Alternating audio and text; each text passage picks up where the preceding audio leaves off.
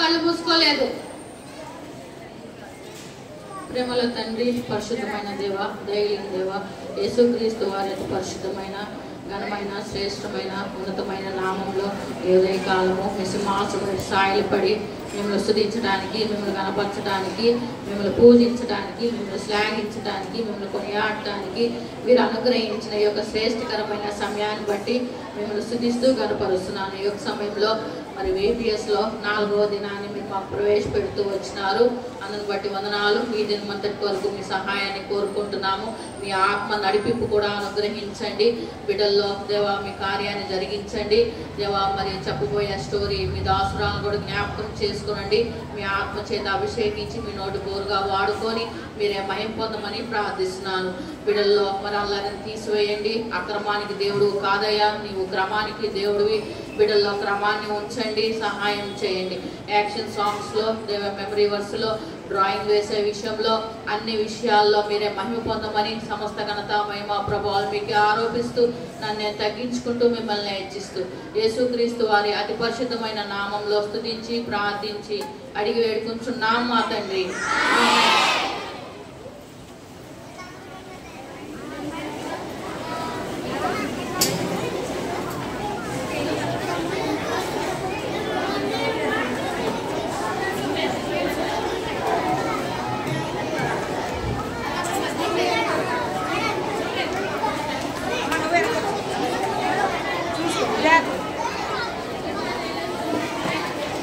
Praise lord పిల్లలు, praise lord.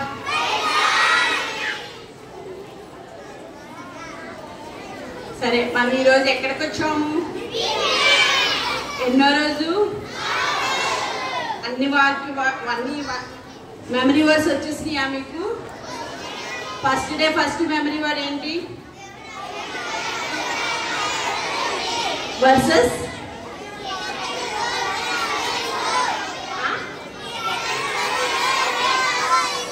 memory word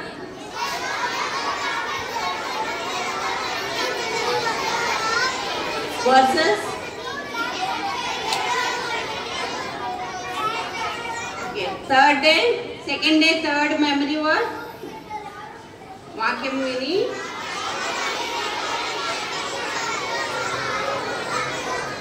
memory word మా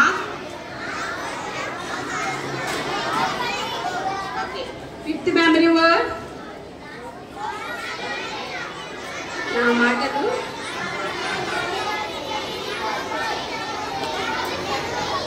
okay, sixth memory word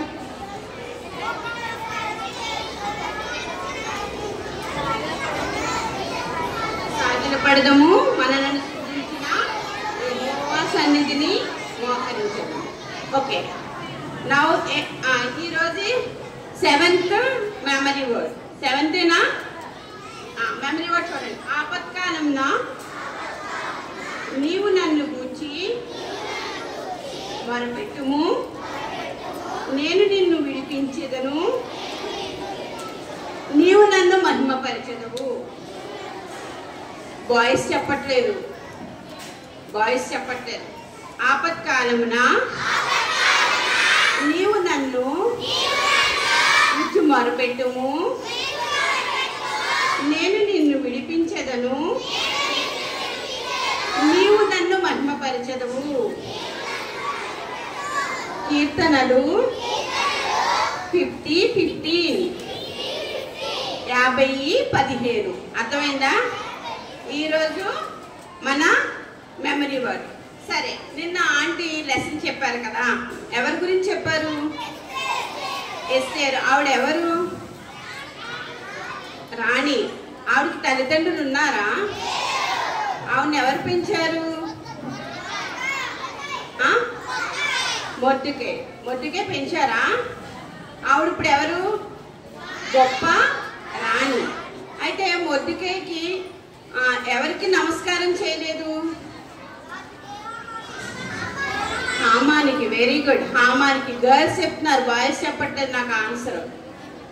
హామానికి నమస్కరించలేదు. అందువల్ల ఏమి హామాని ఏం విధంగా పనిష్మెంట్ ఇచ్చారు? యూదులందరినీ ఎప్పుడు కొంచెం కొంచెంగానా? Very good. 12వ నెల 13వ రోజు 13వ తారీఖు. ఓకేనా? మీరు అన్నదే 13వ తారీఖున చంపేస్తాం. అప్పుడు మనల్ని ఎవరైనా చంపేస్తారంటే మనకి హ్యాపీగా ఉంటామా? ఏం చేస్తాము? సాడ్. కరెక్టే. అప్పుడు ఏం చేస్తాం? మనం భయపడుతూ ఏం చేస్తాం? మనకున్నది ఎవరు? దేవునికి ప్రార్థన చేస్తూ ఉంటాం. అంతేనా? మీరైనా నేనైనా ఎవరైనా కదా అలా ప్రార్థన చేస్తూ ఉన్నారన్నమాట. ఆ సమయంలో వాళ్ళు బట్టలు వేసుకున్నారా? మనం సాడ్గా ఉన్నప్పుడు న్యూ డ్రెస్ వేసుకుంటామా? వేసుకోం కదా.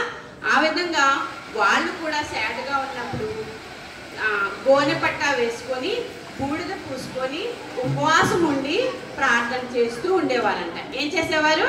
గోనె పట్ట వస్త్రం ధరించుకొని ఉపవాసం ఉంటూ బూడిద పూసుకొని వాళ్ళు ప్రార్థన చేస్తూ ఉండేవారంట. ఆ విధంగా ఉన్నప్పుడు మొత్తికే ఆ విధంగా యూదులందరూ ఉన్నారంట. అది ఆ యొక్క రాజ్యంలో ఉన్న వాళ్ళందరికీ తెలుసు. కానీ అంతఃపురంలో ఉన్న వాళ్ళకి ఈ విధంగా వాళ్ళు బాధపడుతున్నారు, పనిష్మెంట్లో ఉన్నారని వాళ్ళకి తెలియనప్పుడు ఏమైందంటే అలా ఉంటూ ఉండగా రాణి గారి దగ్గర ఉండే చెలికెత్తెల్లో ఒక ఆవిడ వెళ్ళి ఇలాగా యూదా ప్రజలందరూ సాడ్గా ఉన్నారు, వాళ్ళు గోనె పట్ట వేసుకొని బూడిద పూసుకొని వాళ్ళు రోధిస్తూ ఉన్నారు, ఎందుకో మాకు తెలియదు అనేసి చెప్పిందన్నమాట. అప్పుడు రాణి ఆశ్చర్యపడి ఏంటి ఎందుకు ఇలా అయ్యిందని ఆశ్చర్యపడతారు. రాణి పేరేంటి? ఎస్తేర్ రాణి గారు అన్నమాట. అయితే అలా మా చెల్లికి తెలిసి చెప్పిన వెంటనే వాళ్ళు ఏంటి ఇలా అయిందా? మొద్దుకే మరి చిన్ననాడు మరి ఎస్తేర్ రాణి గారిని మొద్దుకే కదా పెంచారు, ఆవిడ పెద్ద రాణి అయ్యింది కదా, ఏంటి ఇలా జరిగిందా? ఎందుకు అన్న అలా జరిగింది? ఆ యూదా దేశ ప్రజలందరూ ఎందుకు అలా సాడ్గా ఉన్నారు? ఎవరైనా చనిపోయారా? ఆ విధంగా వస్త్రాలు ధరించుకొని అలా రోధిస్తూ ఉన్నారని అనేసి ఆవిడ ఆలోచించిందన్నమాట. ఆ విధంగా ఆలోచిస్తూ మొద్దుకేకి రాణి ఎస్తేర్ గారితో స్నేహం ఉన్నదో బంధువులో ఎవరికి తెలియదు కదా, వాళ్ళిద్దరు ఎవరన్నది యూదా ప్రజలు ఎవరికి తెలియదు అన్నమాట. అయితే అప్పుడు మొద్దుకే దగ్గర రాణి గారి దగ్గరికి వచ్చి ఆ చెల్లికతి చెప్పగానే రాణి ఏం చేసిందంట? వస్త్రాలు పంపించిందంట. వస్త్రాలు పంపించి ఎందుకు అలా ఉన్నారు, ఈ వస్త్రాలు ఇవి రాణి పంపించిందని చెప్పి అందచేస్తే వాళ్ళకి మొద్దుకే వేసుకుంటారు అని అనేసారు. మొద్దుకే ఎక్కడ ఉండేవాడనమాట? అంతఃపురం యొక్క గేటు దగ్గర కాపలాదారిగా ఉండేవాడనమాట. అయితే వస్త్రాలు పంపించినా సరే వాళ్ళు మొద్దుకే వాటిని తిరస్కరించేసి వెనక్కి పంపించేశారు అన్నమాట. పంపించేసేటప్పటికి ఏమైందంట? ఏంటి ఇలా మళ్ళీ వెనక్కి ఎందుకు పంపించేసింది రాణి గారు అని అనేసి ఆలోచించారన్నమాట. ఆలోచించేటప్పటికి మొద్దుకే ఏమి చేయలేక ఉపవాసం ఉంటే అలాగే మరి గేట్ దగ్గర కాపలాదారిగా ఉండకుండా ఆ గ్రామంలో తిరుగుతూ చూడట్లేదు. సిస్టర్స్ ఇటు గ్రామంలో ఇలా ఏడుస్తూ తిరుగుతున్నారు అని అనేసి అనుకునేటప్పటికల్లా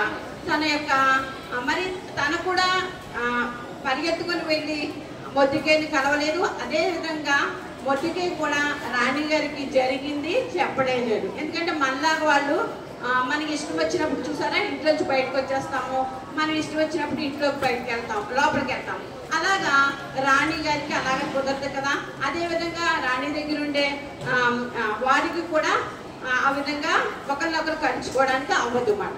అయితే ఎస్తేర్ రాణి ఏం చేస్తుందన్నమాట? ఇలా ఉంటే ఏంటి జరుగుతుందో తనకు అర్థం అవ్వట్లేదు అని అనేసుకొని ఒకరోజు ఏం చేసిందంట? తన దగ్గర ఉండే తనకి నమ్మకమైన దాసుని హతాకు అన్న ఆయన్ని పంపించింది అన్నమాట.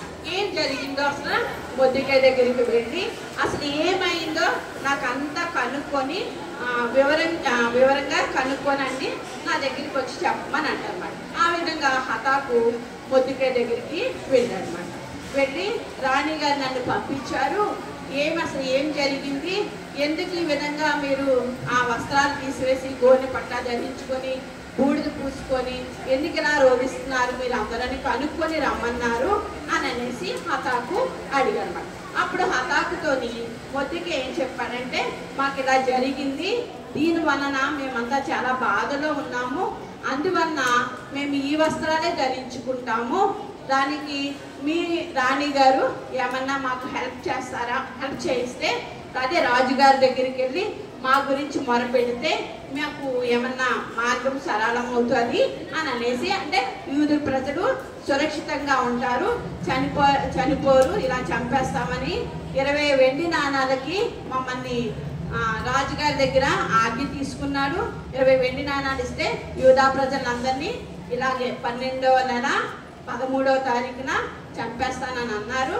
ఆ విధంగా జరగకుండా ఉండాలంటే ఎస్తేర్ రాణి ఎవరి దగ్గరికి వెళ్ళాలి? రాజు దగ్గరికి వెళ్ళాలన్నమాట. అయితే సరే అని హతాకుతో అంతా చెప్పినప్పుడు ఆ హతాకు విని మళ్ళా తిరిగి ఎస్తేర్ రాణి దగ్గరికి వెళ్ళారన్నమాట. ఎస్తేర్ రాణి దగ్గరికి వెళ్ళి ఈ జరిగినదంతా వివరించి చెప్పారన్నమాట.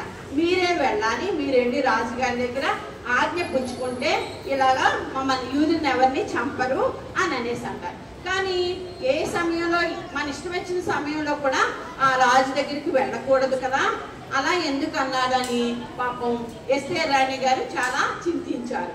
చింతించి ప్రార్థన చేసి ఏం చేయాలో, తనకి ఏ విధంగా హెల్ప్ చేయాలో తెలియలేదు.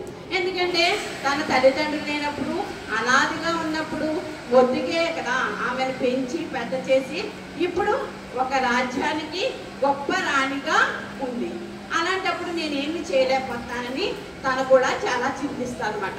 అలాంటి టైంలో తనకి ఒక ఉపాయం వచ్చిందన్నమాట. ప్రార్థన చేస్తే దేవునికి అసాధ్యమైనదంటూ ఏది లేదు కనుక ఏమంటారంటే, మీ యొక్క యూదా ప్రజలందరూ కలిపి 3 దినాలు 3 రాత్రి పగలు 3 దినాలు ఉపవాసం ఉండి ప్రార్థన చేయండి. అప్పుడు నేను కూడా నా చెలికత్తెలతో కలిపి నేను కూడా ఈ యొక్క నా రాజ్యంలో, నేను కూడా నా అంతఃపురంలో నేను కూడా నా చెలికత్తెలతో కూర్చొని ప్రార్థన చేస్తాను. ఆ విధంగా చేస్తే దేవుడు మార్గాన్ని సరళం చేస్తారని మన తిరిగి హతాకుతో మొద్దుకేకి సమాచారం పంపించారన్నమాట. సరే, ఆ విధంగా చేస్తే మనము ప్రార్థన చేస్తే దేవుడు కనికరిస్తారు అని అనేసి అనుకున్నాం అనమాట. అప్పుడు ఇలాగా ప్రార్థన చేయడం మొదలు పెట్టారన్నమాట. రాజు అనుమతించకుండా, రాజదండం చూపించకుండా ఉంటే ఎవరు ఆ రాజభవనంలోకి ప్రవేశించడానికి వీలుండదన్నమాట. రాజదండం అంటే రాజు చేతిలో ఉండే కర్ర అన్నమాట. ఆ విధంగా ఆ కర్ర చూపిస్తేనే రాణి అయినా ఎవరైనా సరే రాజుగారికి పర్మిషన్ దొరుకుతుంది.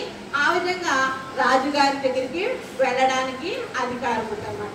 అలా కాకుండా ఎవరు మన ఇష్టం వచ్చినట్టు అలా వెళ్ళడానికి వీలేదు. సరే, రాణిగారు ఏమనుకున్నారు, ఎస్తేర్ రాణిగారు, ఇలా అయితే ఎలాగా బాబోయ్, అలాగా ఇష్టం వచ్చినట్టు వెళ్ళిపోతే వాళ్ళు చనిపోతాము, అది మీకు తెలుసు కదా మన ఆజ్ఞ. అలా అందుకని నేను రాజుని కలిసి 30 దినాలయ్యింది.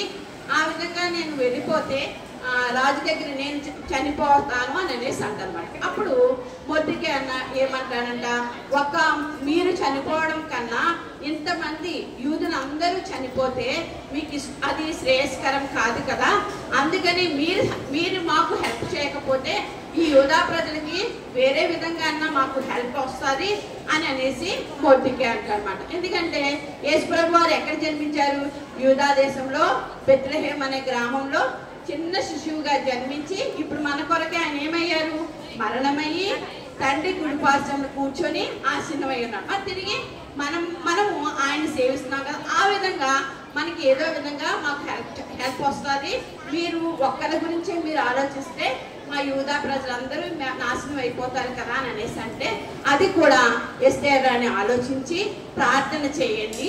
ఆ విధంగా జరిగితే దేవుని కనికరం ఇస్తే నేను రాజు దగ్గరికి వెళ్ళి ఇదంతా చెప్పుకోవడానికి ఉంటుందని అనేసి ఆలోచిస్తాను అనమాట.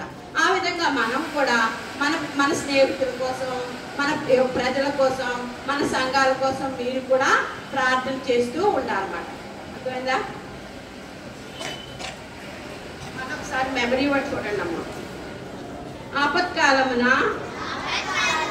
నీవు నన్ను గూర్చి మొరపెట్టుము, నేను నిన్ను విడిపించేదను, నీవు నన్ను మహిమపరచెదవు. కీర్తనలు 50:15.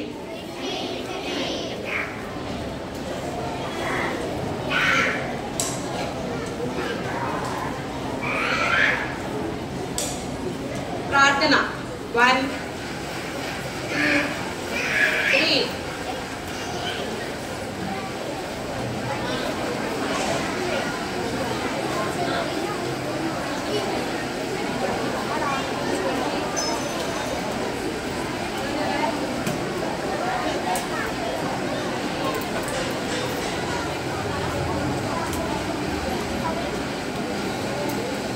ప్రార్థన చేతులు జోడించారు అందరూ.